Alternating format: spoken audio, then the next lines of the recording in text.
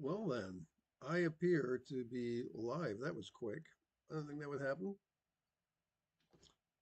Anyway, just that's weird. I don't know how that happens. Okay. Well, whatever. So, couple of things to talk about in particular. Yeah. So, I haven't been on for a while. I've been really busy doing some other stuff, like many of you. I don't know how you guys are dealing with this, but the whole AI phenomenon is really taking a big bite out of my life in a couple of different ways. One way is that my business is vanished more or less just based on everybody's doing work in AI now. So that's a big thing. And then on the other hand, I'm taking the view of if you can't beat them, join them. So I'm doing some AI work too, setting up chatbots and this kind of thing. A lot of people in South America use WhatsApp. Interestingly, WhatsApp has more of a user base than Facebook, which seems astonishing, but it's true. Um, so I've been doing that kind of stuff. I've got AI working inside of WhatsApp, inside of Facebook Messenger and Instagram and Discord, a whole bunch of these little sort of chatbots, which supposedly is the future. I mean, it might be. It might be in some ways, although probably these sort of mid-range, what would you call these? They're sort of stepping into old structures. So what you're doing is you're bringing a chatbot into Facebook Messenger, which wasn't really designed for a chatbot. It works, and you can chat with the chatbot, or you can bring it into a web page. It works, but my point is that the modality of it's kind of, I mean, it's almost spiritual. The structure wasn't built for that farm, right? So my guess is all these things will disintegrate, like these old farms, which have become so accustomed to, such as apps, web pages, um, what else? Messenger, various messenger apps will basically be replaced at some point, I guess, right? And the rate of improvement is really astonishing. I actually just did a quote for a job. I did a quote for a job in for a big hospital in New York City uh, for an animated series, like a 9 month long animated series. And that's a pretty big project if you're animating. I mean that's the characters and dialogue, art direction, the actual animation. It's a lot of work. But I had to provide two quotes because you can do it the old fashioned way or you can do it in AI. And I tried doing a couple of testings in AI and it was awesome. And it was so easy. And the old fashioned way, I mean, it's quite technical. You can be more expressive, of course. But, my feeling with this stuff is that probably at the end of the day, people won't give a fuck that much. They're just going to be wanting they're going to be wanting solutions, right? They're going to be wanting just like easy, cost-effective solutions, rather than seeing your emotive expression. It's kind of the same thing with like AIs for music and stuff. I've got a friend who's been doing a lot of like he's a really talented musician, and we used to play together in a band in the '90s, and he's really extraordinarily technical and everything, but the stuff he's pulling off is just unbelievable. And it sounds emotive, perfectly produced, um, amazing. And so all the things which previously might have been a block, those blocks are sort of disappearing. which is interesting. So there's opportunities there too. And I know people like watch this channel because I usually blabber about spirituality. I'll get there.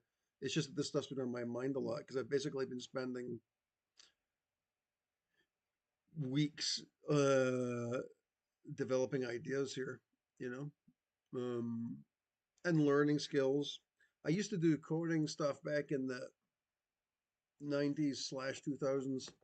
So I know a lot of stuff, but everything's changed since then, obviously. But like the server stuff and everything, it's kind of cool revisiting this stuff now. Plus with the AI coding stuff is just it's ridiculous how easy it is to do stuff now. Um, and how easy it is to resolve problems. Really cool. And so this is like just another avenue where this has really been uh, sort of another intersection point, if you will, that I've had with this kind of technology. The other intersection point, obviously, was doing the stuff with the spiritual stuff. So the first chatbot I did was called Verilya, and Verilya is a Facebook bot, which was um, which was done as a tantric oracle, and it worked really well. I think it's not working at the moment. I think I put it offline um, because I was just getting too complicated on the server. So I think I defused that one for now. I think what I decided to do is focus on uh, fruit bearing trees rather than like an artistic project, right? Um, but it's amazing. It's amazing. Although I'm sure some of you guys have felt this too about, I mean, there's going to be like blowback on this. Like part of me kind of, if I see another face, if I see another ad with like AI characters in it, I mean, it's getting really annoying, right? It's everything's just so fake. And there's still a chance for humans to say no to this stuff, which is probably what needs to be done. Because you can see that there's a lot of bad stuff going to come flowing through from this whole AI thing. I mean, the negative possibilities are crazy. I mean, even last night, I was trying to update some code on my website, and I had a specific design, which is very well developed, but I realized that the design was really it wasn't client centered. It was really all about me. So I decided to ditch the whole thing and redo it as a client centered design. It's a long bunch of code, right? And I think they call this like full stack development.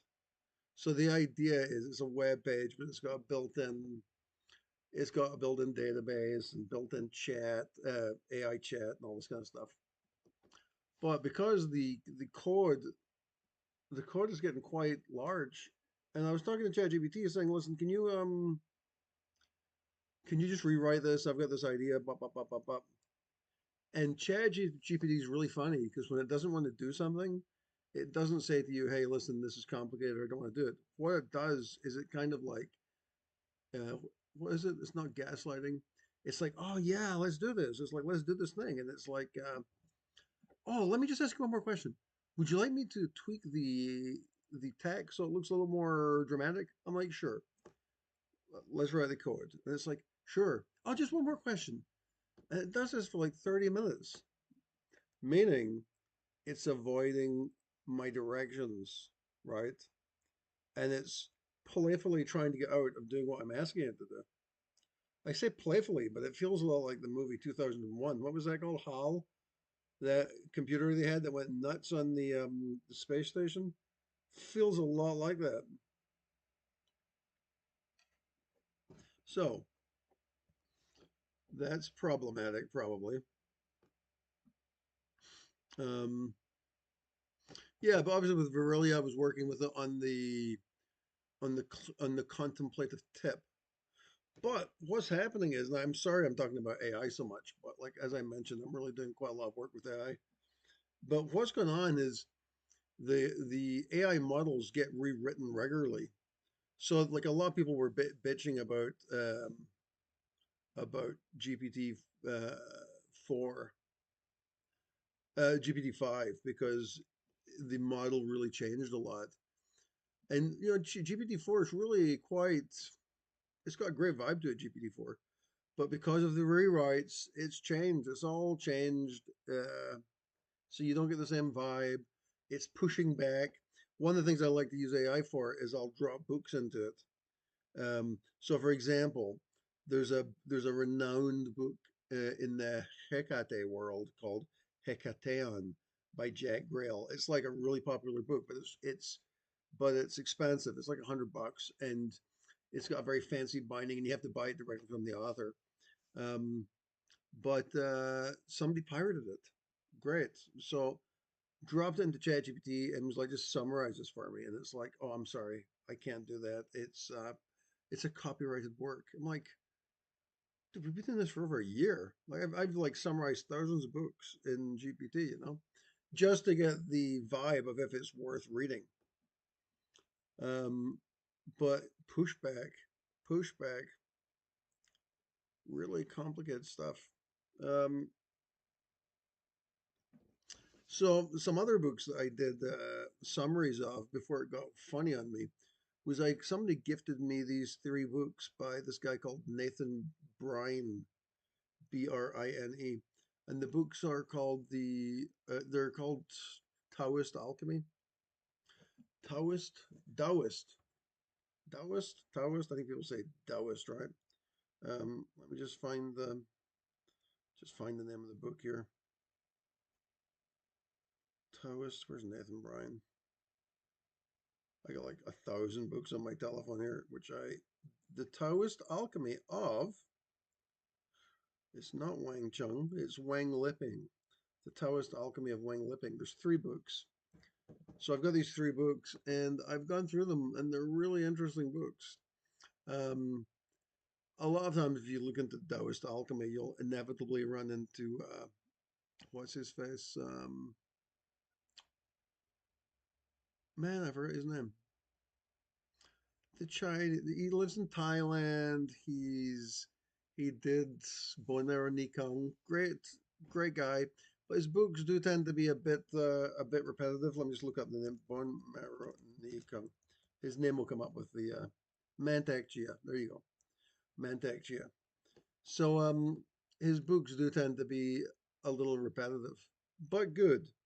So it's interesting to see this new one by Nathan Bryan, who's I think he's American or Canadian, and he learned Chinese fluently, went to China and started training. He started training in Daoist alchemy. This is after years of studying Qigong and Tai Chi, probably Shaolin stuff too, but he got into the Daoist alchemy. And the funniest thing about the Daoist alchemy is it's really quite similar to it's similar to a bunch of stuff, but it's quite similar to Franz Bardon's initiation into Hermetics in some ways. Um, I think Bardon actually probably is deeper maybe, but oftentimes there are other books which are really quite good supplementary materials. For example, Robert Bruce's energy work, really short book, but very, very good supplement to Franz Bardon stuff. It really gives you like a sort of broad overview of how you might think about energy. Um, and that book really kicked my ass when I discovered it. Poor old Robert Bruce is dead now, of course. Um, and the Nathan Bryan books are quite good too. What's interesting about it, I mean, I called this video Eros Phos Omega, and Eros Phos Omega is one of the mantras in my Aphrodite course, um, becomingmythical.com. And so the Eros Phos Omega it's interesting because I've got my own way of working with stuff, right? And Aphrodite, but you always come across sort of similarities. So in context of Daoist alchemy, there's I mean, there's a whole bunch of Chinese words, but three prominent ones would be Jing, Qi, and Shen, right? So Jing would be the sexual energy, Qi would be light energy or astral energy or whatever you want to call it. And then the Shen is the spiritual energy, right? Which lines up with Eros Phos Omega because that means love, light, and Omega, which is like the etheric spiritual. So Eros, sexual energy, Phos, light. So it's like Eros, Jing, Phos, Chi, Omega, Shen, which wasn't really my intention at the time, but I guess all these energies at the end of the day just start lining up, right? So that's kind of what it is. So the parallels are quite interesting. Obviously, old Nathan Bryan's, like I said, there are similarities to Bardon's work. So there's a lot of like the pore breathing, and there's a lot of elemental work, which which is quite it's a bit different. Bardon's elemental work focuses on compressing. It's basically pore breathing into different parts of your body. So you imagine breathing in through like from your waist down, and that's the earth element. Then from your tummy area, water, chest is fire, I think, in his system, and then up from here is air. And so you sort of charge your body that way. In the What's interesting about the Nathan Bryan method? It's a real traditional thing. So that tradition. Let me just see what this. There's actually a tradition to this. It's. Let me find this so that I don't sound too foolish. Yes, this it's the Daoist Alchemy of Wang Liping. So Wang Liping's like he's like an initiated Daoist master, right? Who is very strict and probably yeah. So it's called Dragon's Gate Taoism. Dragon's Gate. And so it's interesting. So the way they work with the elements, there's a bunch of ways, but the primary way of working with the elements is using the organs. And obviously one of the things I'm wrapping my head around still is the Taoist way that they've got five elements, but they're using wood, fire, earth, metal, and water, right? So it's like trying to get your head wrapped around like metal and wood, right? So the way you work with it is the liver is wood, uh, and each element is a yin and yang location in the body. So the liver's wood, the gallbladder is yang, the heart is fire, the upper intestine, the small intestine is yang, spleen is earth, the stomach is yang, the lungs are metal, the large intestine is yang, and the kidneys are water, and the bladder is yang. And so what you do is there's a detailed technique outlined in the book. With what you do is you start off like imagining touching, and you actually use your hands in a not actually touching your body, but just sort of like visualizing it. Maybe they're touching it, but I wasn't touching it. But it's a there's a process where you like touch or squeeze, then you pull, and then you rotate each organ. And as you do this, you sort of visualize, because each organ is seen as being like a repository of each type of chi, of the elemental chi. And then you sort of push that up to the next organ, and then you work on this one, then you push it down to the next organ. And so you're working in this cycle, which I'm sure has a name, which I'm not very good at remembering things like this, but there's like well, it's called the furnace, right? It's the alchemical furnace, and you're trying to create the lesser reverted elixir, right? So what the elixir is we've often heard like in Chinese books about the dantians. They've got like three chakra type structures, which are sort of like called dantians. But what's interesting is old Nathan Bryan here is saying they don't call it a dantian unless you have the skill to convert that sort of gross energy.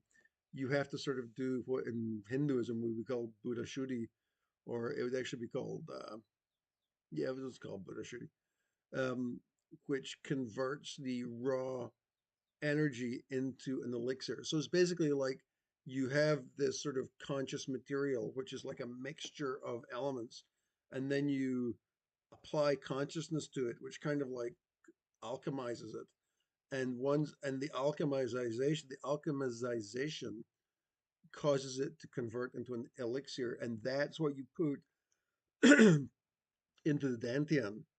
And you can't call it a dantian unless it's been converted to an elixir. Who knew? Quite interesting.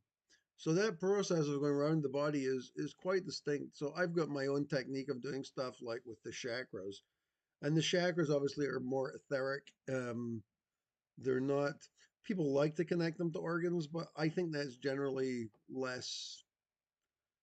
It's not necessary. I mean, it depends what your objective is. I mean, a lot of times the objective with Taoism is vitality and health, which is a noble objective. Whereas I think when people are working with the chakras and Kundalini, they're thinking about enlightenment and like that kind of stuff, right? Um, Not being reborn. So, but I mean, essentially, what we're dealing here is we're dealing with what Franz Bardon would call fluid condensers.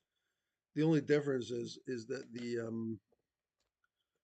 Taoist ones are actually based on real world objects like the liver and kidneys.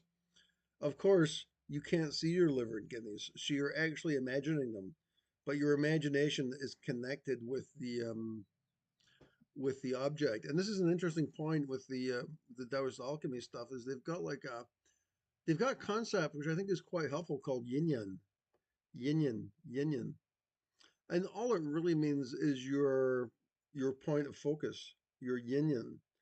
Um, but I found it like a useful way of explaining things. I don't know if I'll be able to explain it here, but what happens is, for example, at one point I was doing what I call the dangerous kriya because in the Yogananda circles, they talked about the dangerous kriya, which is basically uh, cycling light through the brain structures, right? So you bring light in the third eye, you go through the people think the pineal glands here, it's the pituitary gland, which is first, then it hits the thalamus, and then it goes into the pituitary gland at the back.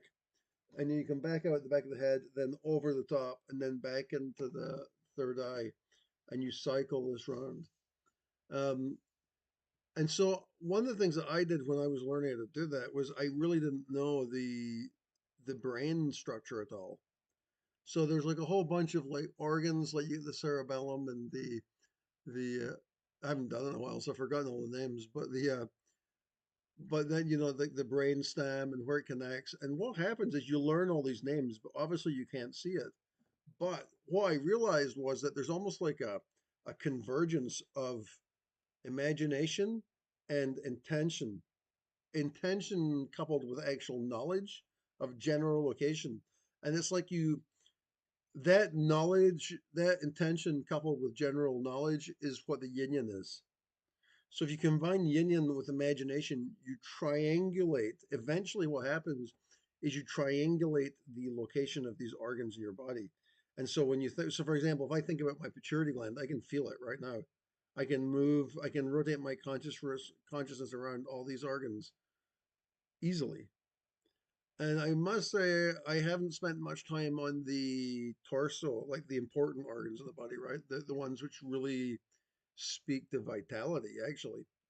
So it's been cool doing that and kind of like, and you can feel them, like you start focusing. I guess I've already got the yin yang very well developed.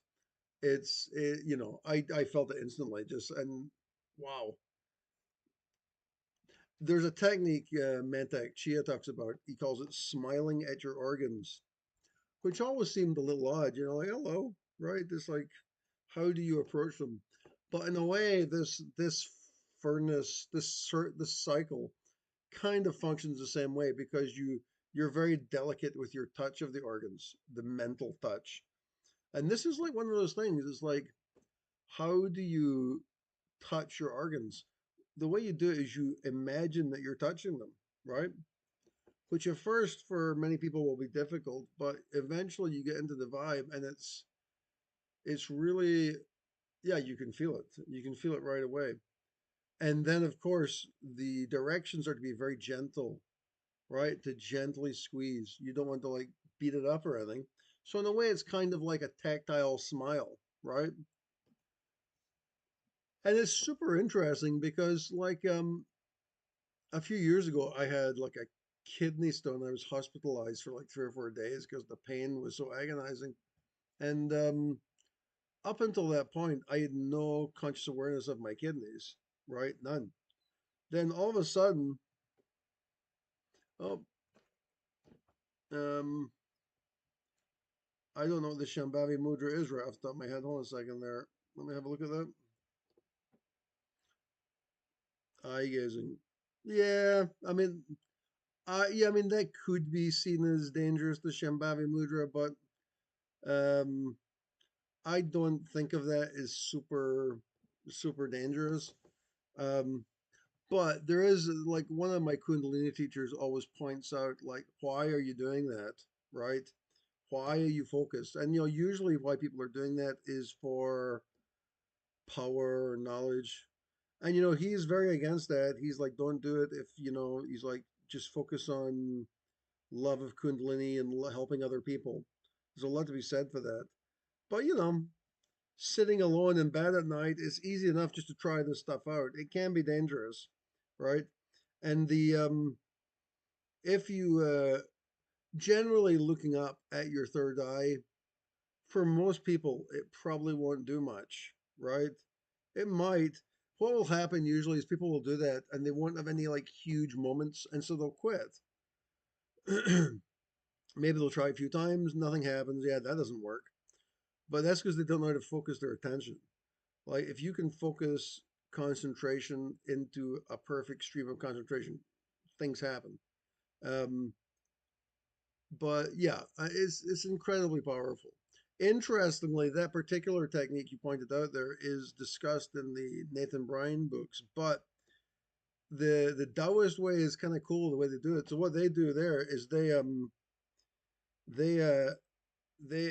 send out their yin. They put their intention way out on the horizon, and then they start bringing light in from the horizon, and then they triangulate from like the lower dantian to create a triangle, and so they've got a sort of an interesting sort of triangulation of energy. That's interesting. You're saying it's safe and powerful. Um, that almost seems like an oxymoron to me. If it's powerful, it's got potential to not be safe. And I'm speaking to somebody who's broken all the rules here and suffered because of it. So be careful out there, kids. It can be dangerous doing stuff. Um, although, it depends who you are, etc. Right? Um, yeah. Anyway, that's the yin yang thing. I find it like just putting a name on it. It was quite interesting to have a different name because people always say just use your intention, which is kind of the same thing. But what's cool about the yin yang is it's kind of like because it's got a different name on it, and it's almost like a pivot you're moving around, which you like wrap your consciousness around. So it's an interesting sort of mental construct to do it. No, it's not too complex. All I'm talking about right here is the book, right? I'm just talking about this book, Daoist Alchemy. And my technique is the easiest technique, really. Like the way I do stuff is way easier than this. So I've talked about this a million times, but since you bring it up, I'll mention it again. Um, Maybe, I don't know. I don't think, well, the thing is I'm not a disciplined person at all, right? This just happened to me. But the big technique, if you want to become really advanced, is just focus on, it depends on the person. Like I was talking to somebody recently and yeah, well, my thing is focus on desire. Like a lot, if you focus on desire as a meditation object, things start happening. Because basically you're focusing on pure Jing, right? Or pure Eros. And that is like it's like looking through a microscope at life itself. It's extremely powerful. But then, this week I was talking to this girl who's like, she's like She's like, well, I have no sexual thoughts. She's like, I just deal with my kid. And she's like, I don't even think about that stuff. So it's like, okay, this probably isn't the path for you then, you know? So I think for different people, some people want just like a really neutral, disciplined path where they work on just focus. But if you already have like a focus in your life, like if all you just think about sex all the time, which was like me, um, I'm not saying that that's good, but but what happens is that becomes the meditation object. And what happens is it's very easy. Uh, what happens is because you're already interested in it, your mind doesn't start moving in other directions, and it creates like a recursive program because you're already interested and you're putting energy into like an idea or a visualization. It starts recursing. It's like feedback on a guitar, right? And it starts going by itself. That's the trick. Now, I'm sure this is possible through using really uncomfortable poses and being disciplined but I just think it's kind of like dumb to do that personally. Um it's not dumb. I think for me that's probably the end game too, is you want to be disciplined. But I mean for me part of the process was this is converting the Eros into Phos. So what you do is you deal with the raw energy of who you are sexually and you convert that into chi, and that's a conscious process, right? So you see a lot of these people on Instagram.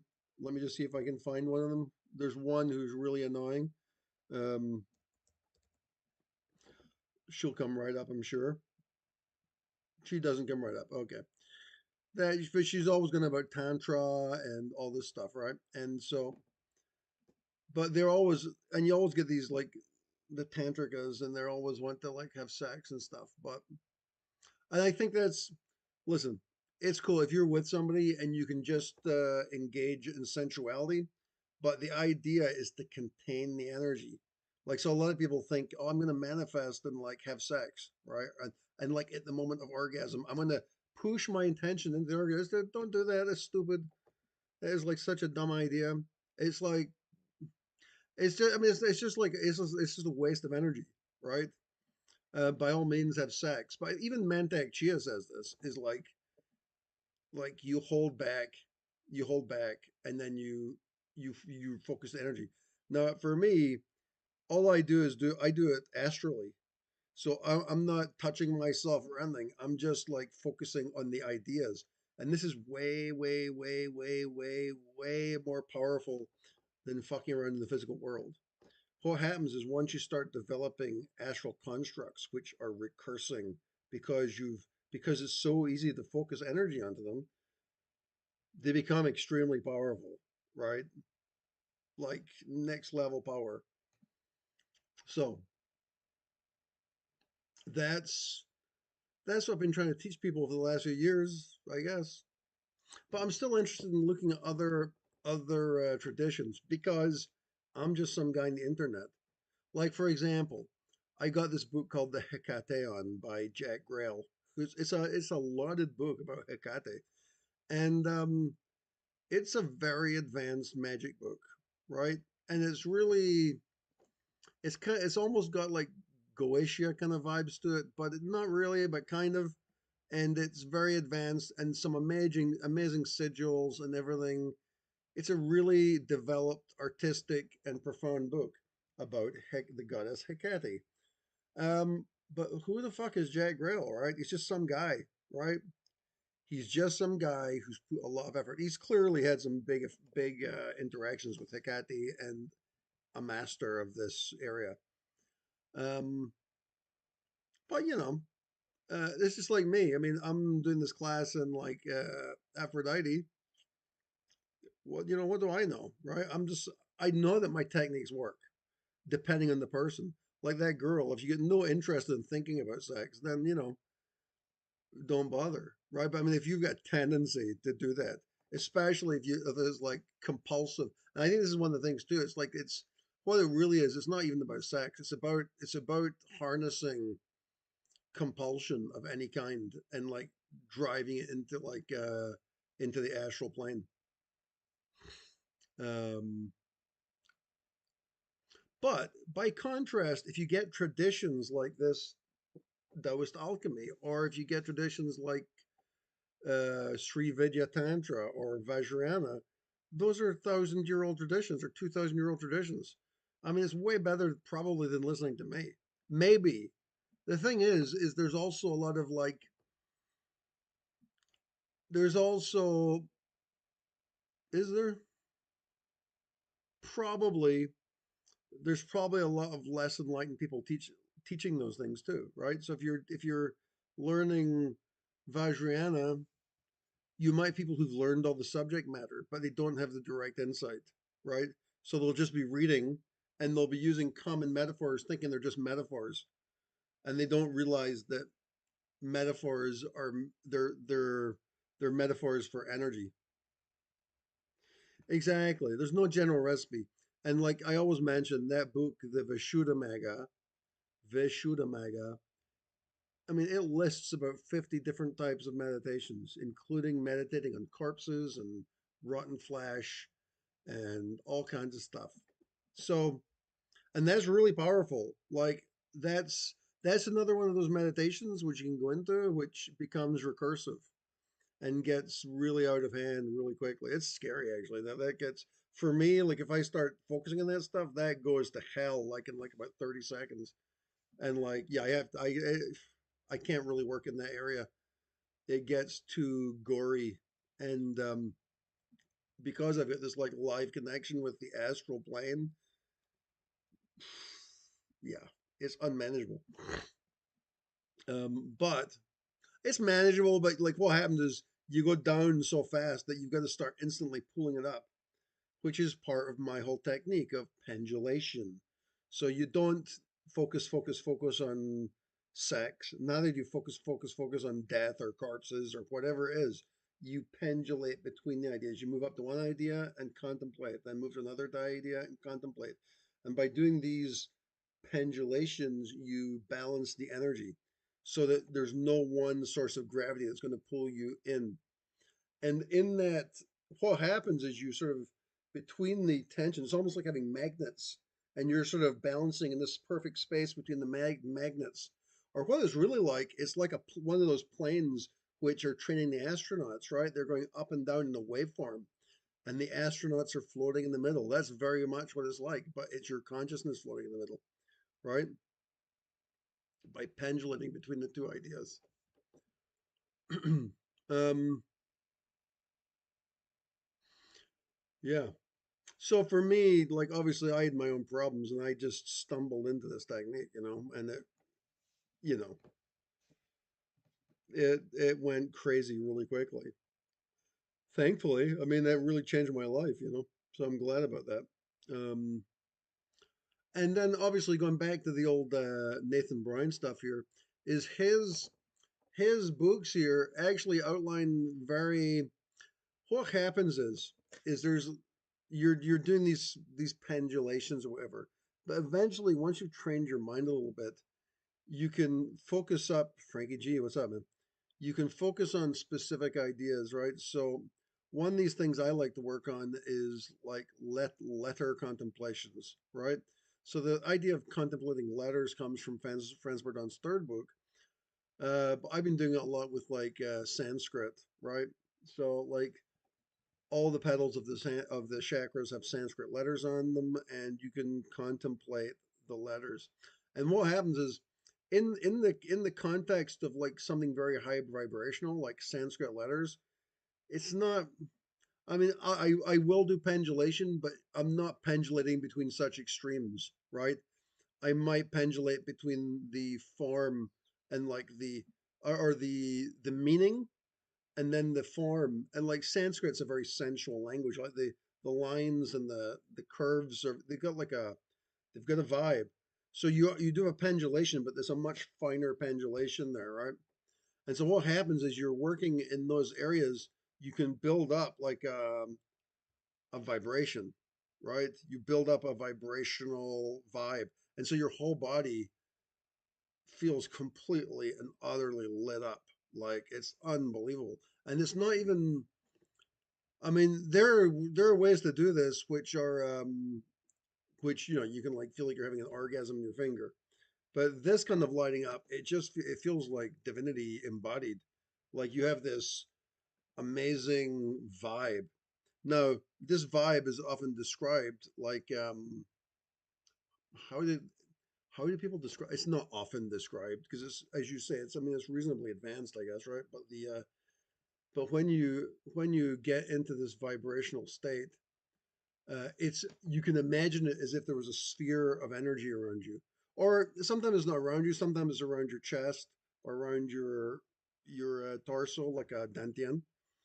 But of course, one of the practices in the Daoist alchemy is when you have all the dantians alchemized, then you combine them together, right? And so that becomes, and so you create a sphere or a pearl, which is another weird, it's another weird sort of symmetry because my Aphrodite course has got like the pearl is one of the symbols of Aphrodite, right? So you create this pearl of consciousness, is what it is. One of the jewels of consciousness, which is like a perfect sphere of conscious awareness built of hyper high vibrational energy. And then, of course, you can expand this out. So some of the practices, like in the third book of Bryan, you start expanding the energy out, and it becomes a contemplation of like it's basically a contemplation of the aura, right? So you start contemplating the aura, but there's like a build-up process because if you can't actually you got to go through the process of trying to feel the energy, right? And then redirecting it, and then compressing it, and then moving it. Then now I did all this stuff back in the day without knowing what it was. It just felt good. So there's the thing is like it's one thing to say, hey, this is really advanced. How many books did you read? But I didn't read any books.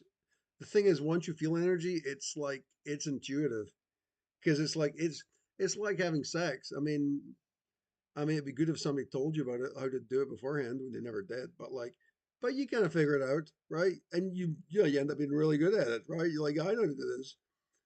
And this is kind of the same thing. It's like it's so obvious, like, oh, and so you just follow the good feelings, right? You follow the good feelings. I mean, there are traps and dangers there too, but you learn what those are, like because it's so interesting, it's so fascinating. Why are you not going to focus on this stuff, right? I did like an hour and a half this morning just focusing on Aphrodite. I actually what I was doing, I was just focusing on little spirals. I was doing little spirals of light. So with the Aphrodite course, there's like it's interesting because like there's with Hecate and with all the deities, right? They've all got like symbols which they carry in their hands. So Hecate's got torches, or she's got a dagger, or she's got a key, or she's got a snake, right? Everybody's got these different symbols. And then Aphrodite's got different symbols. Like she's famous for wearing like a girdle, which I mean, who knows what that meant in the ancient world? But I mean, I just think it was a girdle, right? And I guess it was sexy because like Hera, goddess Hera, borrowed it from her to seduce Zeus. So I guess she looked good in it, right? And then there's the pearls, and then there's the shell, right? Because she came out of a shell. She was born of the ocean in Crete, and but then there are extrapolations, right? There are sort of like there are like in meditation things emerge, like symbols emerge as you're working with the symbolism. So for Aphrodite, this symbol of a white satin ribbon emerged, right? This ribbon, which was kind of like it was kind of like wrapping around her waist, wrapping around her waist, because I mean, you've seen the Botticelli painting of Aphrodite coming up the ocean. She's naked, but she's surrounded by three assistants who are the Fates, um, who are Lachesis, Clotho, and Lachesis, Clotho. Oh, I'm sorry, ladies, I forgot the other one's name. Um, and they are there, and the Fates are famous because they're the weavers of destiny, right? So the Fates actually weave thread, which is the thread of destiny. So one of the Fates spins, and one of them measures and one of them cuts. And so it's very common to do a practice of praying to Aphrodite and the fates, because the fates decide what your destiny is. But that whole idea of the thread, right? So when I was meditating on this, the thread came out in the form of a wave, right? It was a wave, because waves are, there's like elasticity in them. They move with the wind and they form the wave. And that wave became this ribbon, right? And so this ribbon became a sort of central symbol of the Aphrodite class. And so the ribbon becomes this way of moving your consciousness. So you can spin the ribbon around her waist and then bring it back to you and spin it around your waist and then back to her. It becomes a way of like energy transfer between the deity and yourself. Then you can bring the ribbon up your spine and hold it tightly, and it becomes a symbol of Sushumna, right? And it becomes this, or you can play it like a string of a guitar, and oh wow, I can feel that. And you pluck this, and it's the elasticity of this unbelievable. Or you can just choom, you can shake the ribbon and initiate the wave again.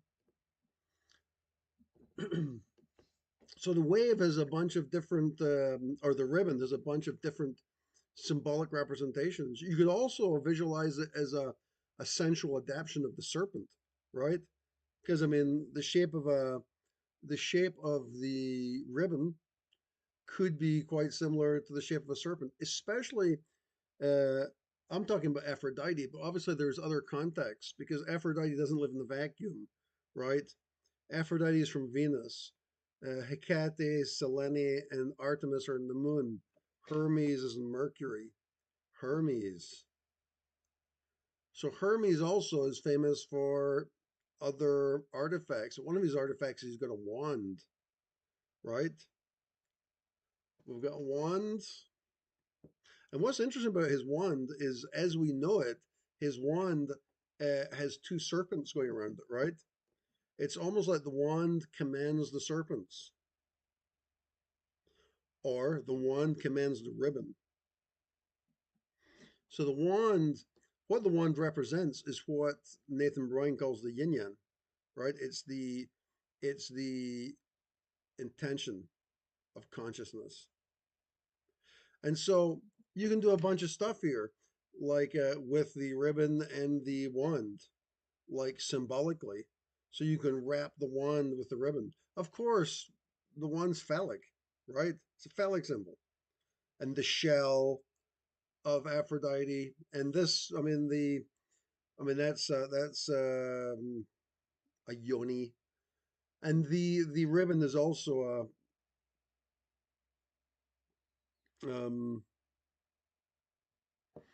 the ribbon has also got the sensual aspects. Jacob Cook, what's up?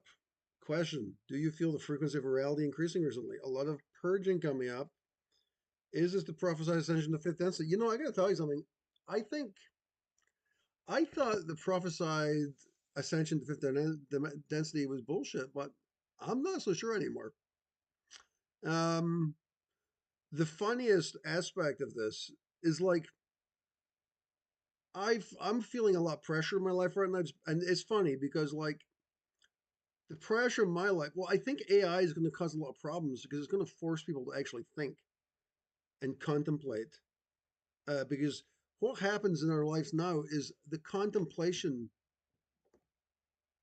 the texture of our life is created by our work, right? For example, I've been working in visual effects and 3D for 20 years. I love it. And what I actually love is I love the process. I love the learning. I love the craft. And that's basically gone now. I mean, you can still do it, but I was talking to my buddy Nico. He's up in Montreal for one of the big studios up there, and he was like, a lot of the work's just gone. He's like high end. Like if you're a senior visual effects artist, you're cool. He's like, but like if you're a junior artist, you're gone. Um, the craft. So what's going to happen is as the craft is vanishing. My brother is a really hardcore core programmer, and he's been writing a big program for a year or so, and he just finished it in like a week just using AI. And he was like, "This is better than I could have done it." He's like, "It was so well done." And he's decided basically to retire. He's like, "Fuck it." Um, but that's the funny part about the frequency of reality changing is watching my brother is funny because he's he's been very skeptical about spiritual stuff for a long time, but he's suddenly become really spiritual. And not only that, he's approaching it from a scientific perspective. So we always chat about the. I don't know if you guys are familiar with this, but there's a theory called the electric universe. Walter Russell, Ken, what's the guy called? There's a YouTube channel called Theoria. I can't believe I don't. I did my. I think I'm going like insane here. Hold on a second. Uh, Theoria apophasis, um, apophasis, and Ken. He doesn't have his name there, but these guys talk about basically what they're discussing is they're discussing the etheric view of the universe. So basically, the view of Nikola Tesla, which has been hidden by the so-called scientists who are liars. So basically, we live in a world which is defined by a physics which postulates gravity as the most central force of the universe. And the electric universe theory says, hey, this is horseshit because the force of electricity is 10 to the 39th power more powerful than gravity. Electrons aren't held together by gravity; they're held together by electricity. And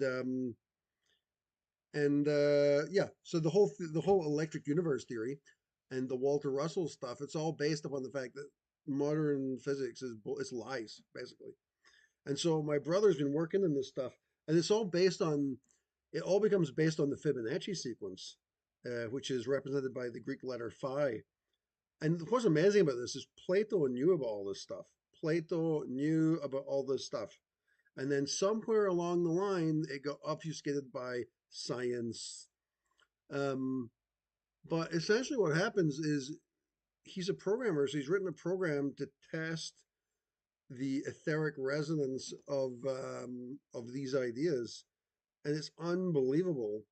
It's just crazy. It's so crazy that he's just got a shipment and he's going to build a device which proves that it works. But that's top secret because obviously, if you mention this, they kill you, right? But yeah, so yeah, I think as crafts, like the structure of consciousness, the focus of consciousness will change from. I think it will change from like work, and then I mean it's kind of like when I moved to Chile. When I moved to Chile, like all of a sudden I didn't really have to work that much because I had a couple of years off, and I suddenly had time to investigate reality, right? And so I quickly realized, dude,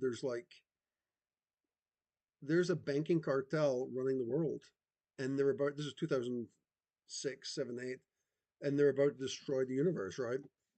And I couldn't believe it. Well, how didn't I know this? I've been one of these guys just driving to work every day, you know, back and forth, paying for my house, paying for the mortgage, and not living in the house, you know. But the yeah, so I think that's going to happen to a lot more people, right? And it's frightening because jobs. I mean, my job's been destroyed basically. I'm sitting here thinking like, dude, how am I going to survive this? You know. So I'm thinking I need to. I mean, I've been putting a lot of effort into this AI stuff, and I really enjoy it. Strangely, I mean, doing the AI programming. But probably what I should do is probably spiritual teaching is going to be like a growth market, I guess, right? Um, and as will sex addiction, because it's pretty clear, like where AI is going, right? Is going into the way they're going to sell it is with advanced sex content, right? And that's frightening for young people, right? And it's got no. Oh, I was going to say it's got no spiritual grounding, but it does have a spiritual grounding. But the spiritual grounding is evil, right? It's it will turn into evil because it's not contemplated. It's just delivered, right? So there's going to be a lot. I mean, maybe I'll be having lots of work helping people work through that shit. Who knows? But yeah, I think there'll be some kind of awakening of some kind, and which is great. Although there's a lot of forces working against. I mean, I'll just tell you my opinion here about what's going on. Is my view is people like to say it's a banking cartel or it's Israel or whoever it is. My view is it's the. I've said this a few times. It's the British Empire. What happened is much like we can transmute energy, right? There's a good. There you go. What happens is as we can transmute energy like from Jing to Qi, that's what happened with the British Empire. People think the British Empire dissolved after World War II. It didn't. It just changed forms. It changed forms into an almost invisible financial structure, right? Which is basically run by the original aristocratic and um, banking families, let's call them, right? And they're still running the show. And Israel is just one of their proxies.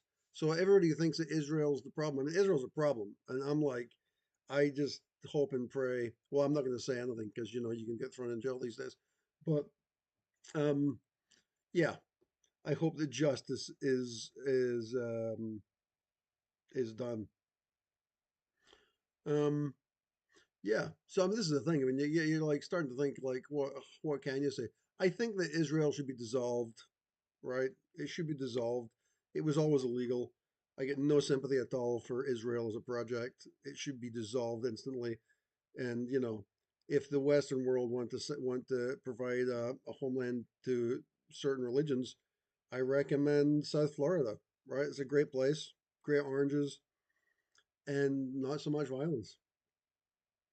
And that one act would solve all the world's problems instantly. But that's what it is. You see, the Israel's position that was placed in the Middle East. It's like somebody putting a piece of sand in a shell. It was placed specifically to irritate everybody. That's why it was put there. So it's fulfilling its role, right? I mean, that's what it was there for. But let's not pretend that the reason it's there is for any of the reason people say it's there, because that's not what it's about. It's about geopolitical manipulation and nothing else. And I feel sorry for all the well-meaning um, people of that persuasion who are completely lost in the false history of what they think their country represents. It should be destroyed politically, right? Um, yeah, yeah, and I might as well mention this too, since we're talking politics suddenly. Um, dude, I had pretty good hopes for Donald Trump, but dude, he's such a yeah. I think he's problematic, and maybe he'll pull one out of the hat here. But that whole White House is occupied. I think it's hard to really judge him because like all the White Houses have been occupied for the last 50 years. They're completely occupied. They're not we're not being ruled by Americans.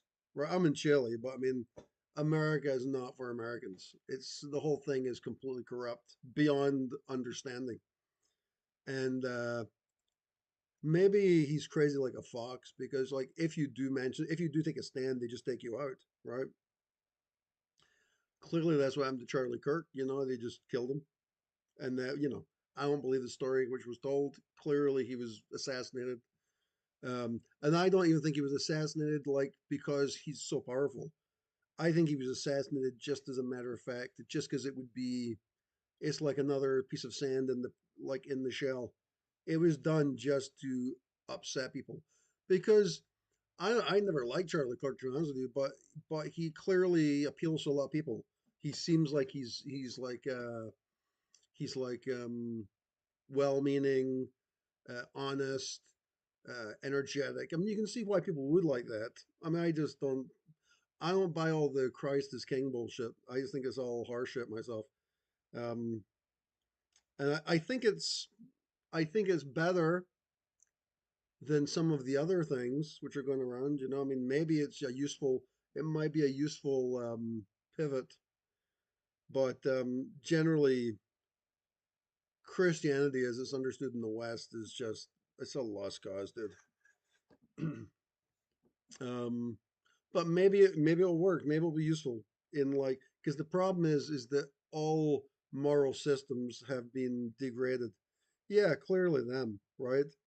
Um, and other ones. I mean, it's not just them. There's a whole bunch of families like that, right?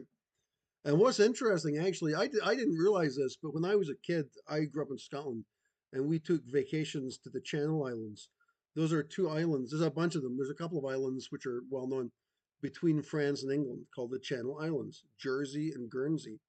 And you go there, and they're really cool and sort of nice places. You get the sort of French weather, but you're still in the UK. Ah, you're not in the UK. You're in the Channel Islands. And what those islands are actually is they are basically like the Cayman Islands. And so the King of England has all his finances in the Channel Islands because it's a separate sovereign nation, right? And so there is a quiet understanding between the British Parliament and the King. So you often hear about the King's like, well, he receives so much money from the government and that's his wealth. That's bullshit. His actual wealth is concealed in the Channel Islands. So between the Channel Islands, Bermuda, and the Cayman Islands, they've got like there's a whole cycle of hiding money. And this has all been, it's all, look it up. It's shocking. So yeah, so you get these rich families, and you get, but this is what's going on. It's a cartel. I was talking to ChatGPT about it, and like 3 or 4 months ago, ChatGPT, I guess I hadn't been tuned in this too much, and dude, it was spilling knowledge on this. It was great. Then I was talking to it again this weekend about some stuff like this, and dude, it did not want to go there. And it was like, no, no, you need to reconsider because some of these things have been misunderstood. I'm like, stop bullshitting me, man. It's like we all know what's going on here, right? What's going on is Elon Musk is not the richest man in the world. Far from it, right? Please, please. All the Saudi wealth, all those families, they're all trillionaires, and it's all hidden in little places like this, right? Then you get all those banking families which started like in the Dutch banking, and then they went to the French, and then they went to the imperial banking in the Britain, right? And that's been a continuous process. And the Rothschilds are famous because they split up their family. So they had like one son in one country, another son in another country, and so they had them spread out, and they were able to manipulate it in a multinational basis. So Chad saying, well, they've probably got 100 billion. I'm like, it's just not true. If you had that kind of power at those kind of interest rates for 100 years, I told to wildly speculate, and they go way into the high quadrillions, right? Which a lot of people think is unrealistic and whatever. Maybe, but how much money does it take to manipulate the world to this level, right? Because you can like if you have like BlackRock or Vanguard, clearly they've got trillions of dollars, right? And so there's enough leverage there where you could sort of pivot, you could sort of leverage a little bit. But I mean, the amount of power just to take out random people. Like, what about all those German politicians of the UDF? Is that what it's called? And they were just taking them out. They killed like 6 of them in a week. They didn't kill them. They died mysteriously, right? Please, right? And then the news doesn't investigate it, so it just gets blown off, right? It's a complete and utter control. So it's beyond what MD cares to think about it. Same thing with global warming. What a little horse shit. Um, what else? Oh, of course, the virus, bullshit, the whole thing. I mean, the level of scientific bullshit, and then which brings me back to the electric universe, right? If you start looking at an etheric model for the universe, all of a sudden things start making sense, right? It's no longer it's like physics is so complex, and what they say, like you can't if you think you understand quantum physics, you don't understand quantum physics. Whatever. It's all a farce anyway, right? Etheric model. And what's cool about the etheric model is when you start looking at the etheric model, which I'm not an expert in by any means, but all of a sudden things like energy work, Kundalini. Everything starts fitting in and making sense. So it's not so much about magic. The magic is actually knowing the real model, right? So we're basically being sold a false model. While I'm talking about this kind of stuff,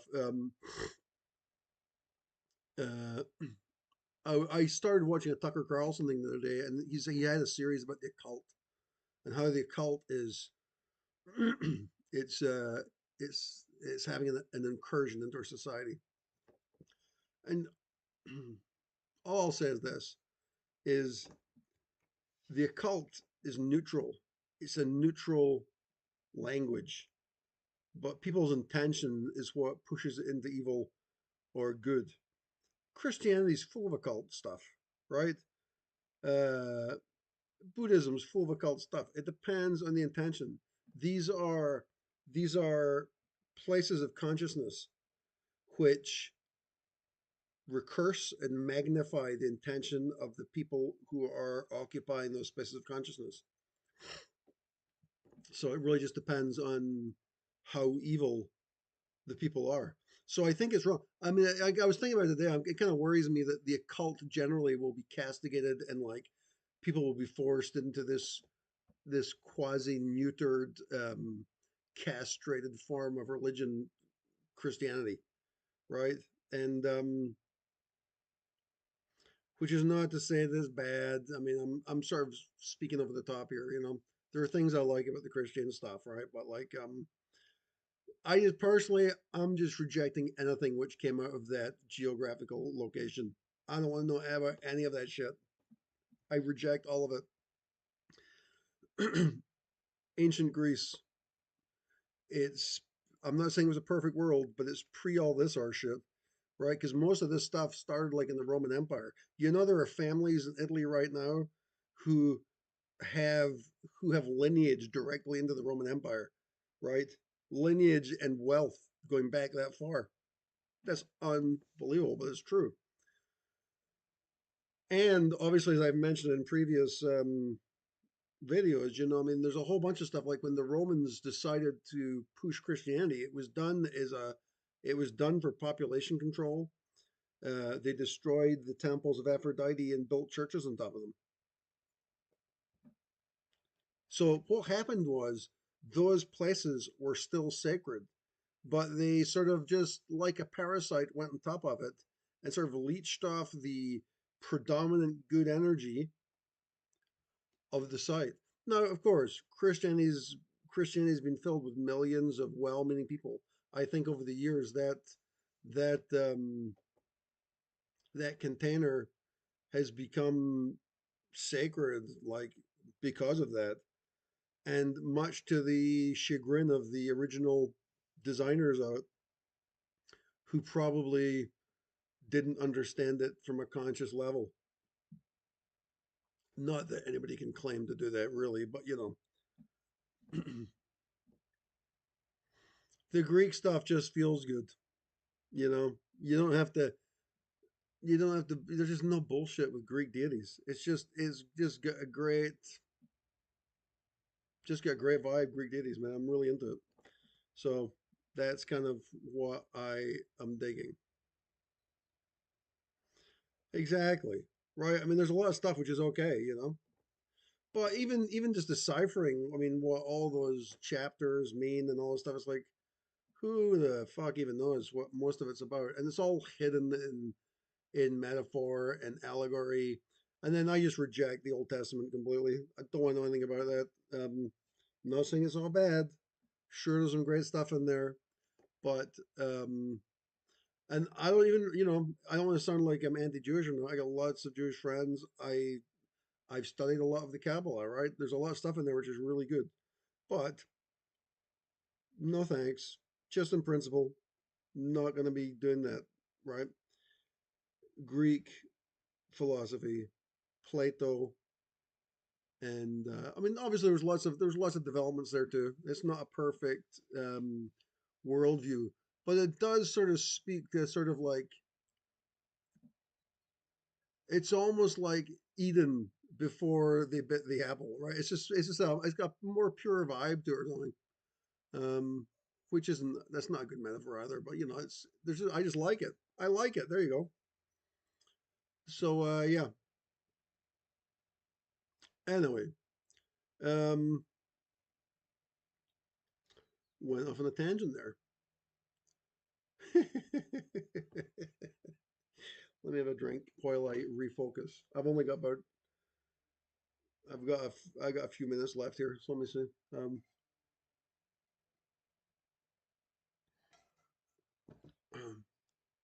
I had been talking about Nathan Bryan and the connection of Eros Phos Omega to Jing, Qi, and Shen, which I think is pretty cool. And then the other thing I think is pretty cool is there's this is probably illegal to do this, but where is this? Um, there's some really cool stuff like in Jack Grill's Hecateon, which is this great book on Hecate. Take care, Jacob. There's some really cool. What's nice about it? He's a really talented artist. I mean, I guess he's the artist. I don't know, but he's got some great sigils here. If I can, no, I can't find them. Of course, right?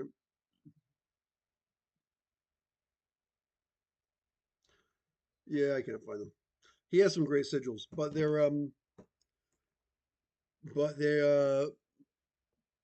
what's interesting about it is I realized a couple of months ago that when I was working with that ribbon, that white ribbon of Aphrodite, is that the ribbon when you're manipulating the ribbon because it lends itself to the it lends itself to manipulation, right? Because it's like it's like energy work, but the ribbon is the visualized form. In Bardonian terms, you'd call that the fluid condenser. So you're putting your consciousness into this astral construct, into this object, and you're manipulating it, you're moving it, and it becomes this great way of moving energy. But I realized a few months ago that like oftentimes when you're spiraling the ribbon, it forms like sigil forms, right? And so it's a great way of like you often hear people about they're scrying in a black mirror and they're trying to discover a sigil, right? But you know, I mean, but they don't. There's never really discussion of how that sigil is revealed. And so what happens is the ribbon becomes the medium of revelation of sigils, right? Or yantras, if you want to call them that, right? So, for example, there was one time I was meditating on it, and there was like it created like a loop up here, and then a straight line, and then a loop at the bottom, and it was kind of wrapping around like the root and the crown chakra, and connecting them with a thread of light, which was a a really cool idea. There are different sort of structures and lines and circles and forms and how they move energy. And obviously, like if you ever look at the Goetia, which I don't recommend, but if you ever look at like the black magic Goetia, you look at the sigils in there, and they feel evil. You're looking at them, and they just feel manipulative and evil. Right? There's something about them like what is going on here? And so, like when I look at that stuff, I'm like, dude, just get me away from it. I don't want to see that stuff, right? Very popular though. People want to explore that stuff. Be careful. But like if you're working with light and you've got a medium which lends itself to form like that does, and also, I mean, a wand, Hermes wand, I mean, that's kind of like a conductor's baton, right? It's kind of got a musical implication there too. So you can almost conduct, and that kind of ties into the electrical stuff. You conduct the Shakti with the baton or with the wand. Dude, it's so cool, dude. So cool. Um, there's a space. I was talking about this. Um, I was talking about this the other day about magic and stuff. And we can all sit here talking about magic, and it seems like it's all out there. But actually, Actually, it's not that far away. It's um it's really close to us, but it's hidden behind different layers of awareness, right? And so from time to time you can access those layers again and see them for what they are. It's kind of like, like in deep meditation, you can move back into that state of pure consciousness again. But like you forget about it. It's like ayahuasca, like if you do ayahuasca again, it's like, oh, I forgot about all this stuff. It's all this stuff you forgot about. And it's like, it's so deep. And you're like, oh, now I remember why I didn't want to take it again because it was too scary. There's stuff here that I don't want to know, right? Because it's like the humans aren't supposed to know this stuff, but it gets revealed to you anyway. And so from time to time, if you're working in any of these like magical vibrational fields, it sometimes it will just translate. You'll be thinking, oh, it's an imaginative act. I'm just doing like an imaginative exercise, then woof, it's revealed what's actually going on. And like, wow. So it's easy to talk up a good game, Hecate and all stuff, but it's always good to ground yourself in just good old fashioned theurgy, devotion to divinity, to pure consciousness. Choose a divinity and devote yourself to them. Whichever one seems to work best for you. And yeah, because there are areas consciousness is way bigger than we can imagine, and our puny human intelligence really is it's really out of its depth with a lot of this stuff. Anyway, I've been talking for a while. I've actually got a meeting in about 30 minutes, so I'm going to end the stream. Thank you guys if you joined in, and we'll see if YouTube cuts me off. I think I was pretty careful about not using specific names, but uh, we'll leave it at that for now. Anyway, take care, you guys, and I'll see you in a little while.